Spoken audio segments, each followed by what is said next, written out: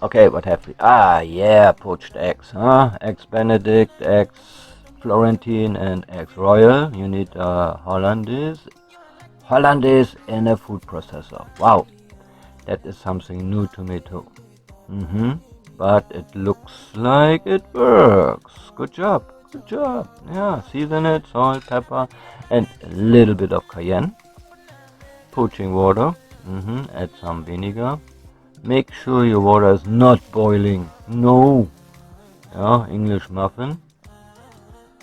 Okay. Get your eggs out. Mm-hmm. What comes now?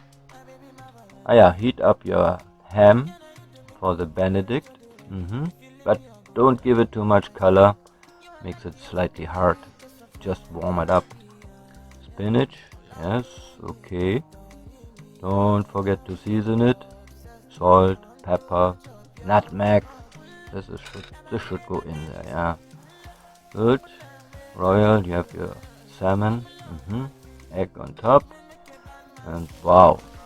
I'm amazed by the Hollandaise. It came out actually pretty good from the food processor. I have to try it.